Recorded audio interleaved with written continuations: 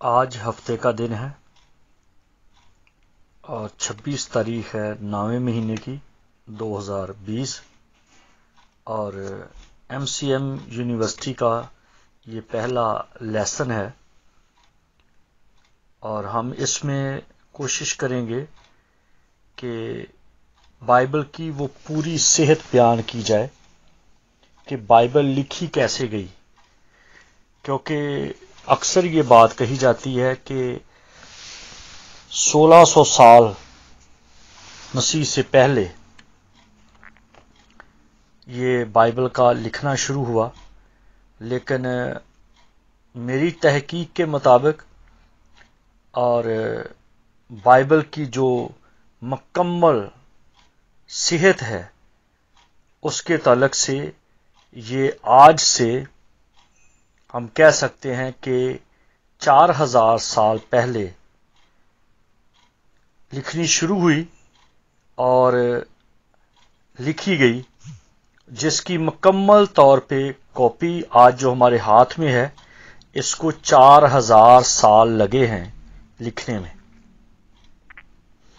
تو میں اس بات کو آگے بڑھانے سے پہلے جو میری روایتی بات ہے کہ ہم ہمیشہ اس بات کو مد نظر رکھتے ہیں اور ہمارا یہ کلمہ ہے اور ہم اس بات کو اپنے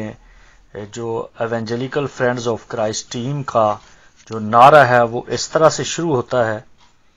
کہ شروع کرتا ہوں یشوع مسیح کے نام سے جو بڑا مہربان اور نہایت رحم کرنے والا ہے، جس کے آگے ہر ایک گھٹنا جھکے گا، خواہ آسمانیوں کا ہو، خواہ زمینیوں کا، خواہ ان کا جو زمین کے نیچے ہیں۔ میں اپنے طاقت بخشنے والے خداوند یسوع مسیح کا شکر کرتا ہوں کہ اس نے مجھے دیانتدار سمجھ کر اپنی خدمت کے لیے مقرر کیا۔ میرے دوستو،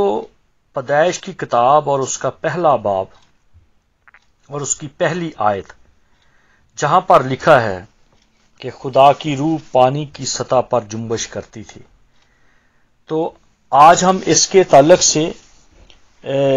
بات کریں گے، کیونکہ ہمارے 20 کورس ہیں اور ان 20 کورسز میں ہمیں مکمل طور پہ جغرافیہ کو بھی ڈسکس کرنا ہے اور پھر آثار قدیمہ کو بھی اور جو بائبل کی روایتیں ہیں ان کو بھی، اور پھر جو محاورے ہیں ان کو بھی، کیونکہ بعض دفعہ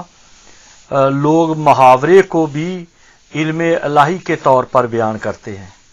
یا جو روایتیں ہیں ان کو بھی خدا کا کلام کہہ کر بیان کرتے ہیں۔ تو اس لیے ہمیں اس کو الگ الگ کرنا ہے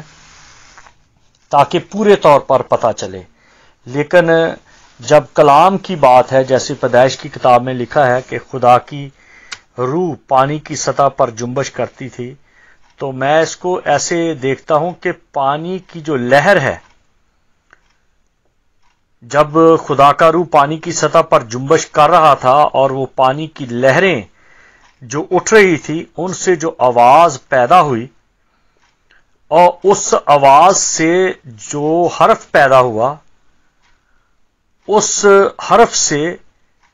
پھر آگے جملے بنتے ہیں اور جملے سے آگے متن بنتا ہے اور متن سے پھر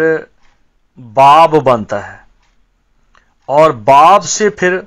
کتاب بنتی ہے اور کتابوں سے پھر علم پیدا ہوتا ہے اور علم سے پھر عقل کی افزائش ہوتی ہے، عقل ڈیولپ ہوتی ہے، اور پھر جب عقل آ جاتی ہے تو پھر معاشرہ بنتا ہے، اور جب معاشرے سیٹ ہو جاتے ہیں تو پھر قومیں عروج پاتی ہیں، اور جب قوم بڑھتی ہے تو پھر قوم کے اندر ادب پیدا ہوتا ہے، پھر اس قوم میں ادیب بنتے ہیں، اور جب ادب آگے بڑھتا جاتا ہے تو پھر اس میں عابد بھی آ جاتے ہیں، اور جب عابد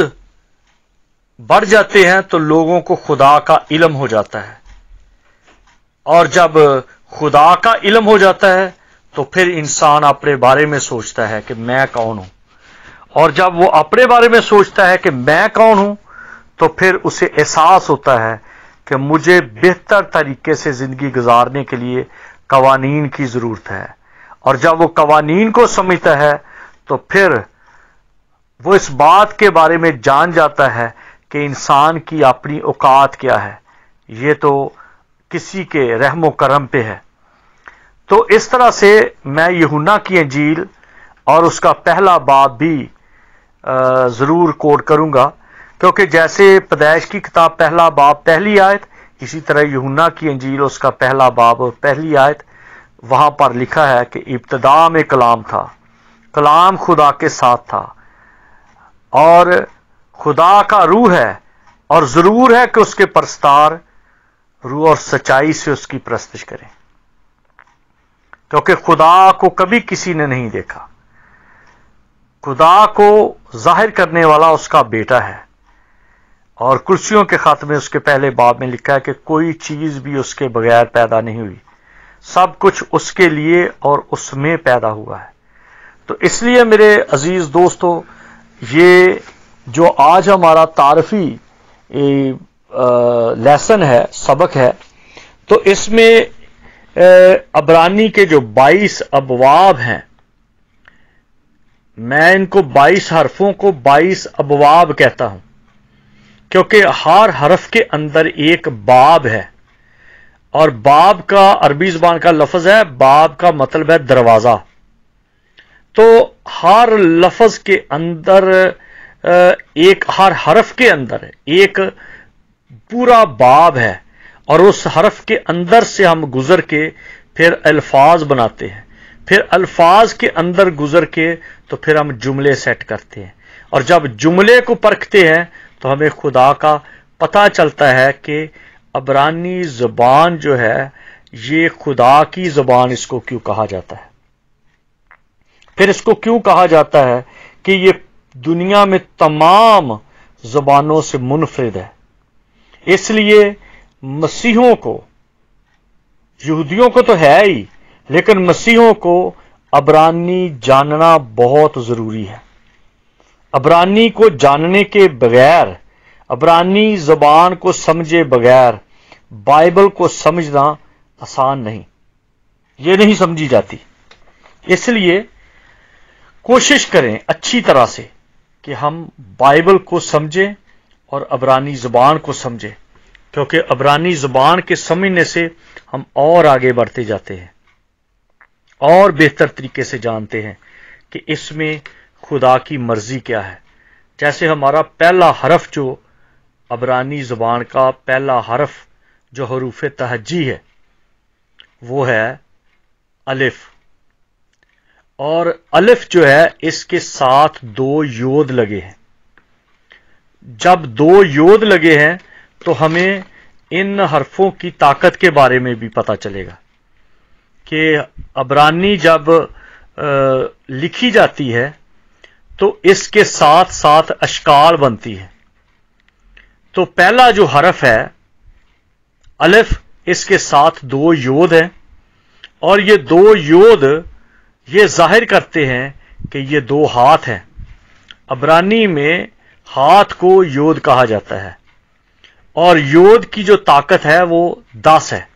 جیسے اس کی 10 انگلیاں ہیں، تو آپ اس کو سمجھنے اور سیکھنے کے لیے ذہن میں رکھیں کہ الف جو ہے اس کے ساتھ 2 یود ہے، اور یہ یود کی جو طاقت ہے وہ 10 ہے، اور جو درمیان میں اس کے ایک ڈنڈا ہے اس کو کہا جاتا ہے کہ یہ واو ہے۔ تو جب واو کے ساتھ 2 یود لگ جاتے ہیں تو یہ ایک شکل بن جاتی ہے، اور وہ ہے الف۔ اور جو الف ہے اس کے بغیر کوئی خدا کو نہیں جان سکتا۔ عام طور پہ بھی کہتے ہیں الف اللہ، تو یا الف سے کہتے ہیں کہ دنیا کا آغاز ہے۔ اصل میں وہ اس لیے ہے کہ الف ہی سے خدا کی پہچان ہوتی ہے۔ الف کو بنانے والا واو ہے، اور جو واو ہے اس کی طاقت ہے 6، اور جو 6 ہے یہ آدم چھٹے دن بنا، اس لیے آدم سے ہی خدا کی پہچان ہوتی ہے، کیونکہ آدم جو ہے وہ خدا کی شباہت پر ہے، خدا انسان کی شباہت پر نہیں ہے، انسان خدا کی شباہت پر ہے۔ انسان کو خدا نے اپنی شباہت پر بنایا، اپنی شبیہ پر بنایا، کیونکہ جب موسیٰ کے ساتھ بات ہوئی تو موسیٰ کو خدا نے کہا کہ اگر تم مجھے دیکھنا چاہتا، کیونکہ موسیٰ بضد ہو گیا اور کہتا ہے کہ میں دیکھنا چاہتا ہوں کہ تو کیسا ہے، کیونکہ اگر لوگ مجھے پوچھے تو میں ان کو کیسے حلیہ بتاؤں گا، جس نے میرے ساتھ بات کیا اس کا حلیہ کس طرح سے ہے، میں کیسے بتا سکتا ہوں؟ تو خدا نے کہا کہ اگر تو مجھے دیکھنا چاہتا ہے تو اس پہاڑ کی آڑ میں، اس کی نکر میں تو کھڑا ہو جا، اور جب میں گزروں گا تو تو مجھے دیکھ لینا۔ اور جب اس نے دیکھا تو اسے ایک انسان گزرتا ہوا نظر آیا،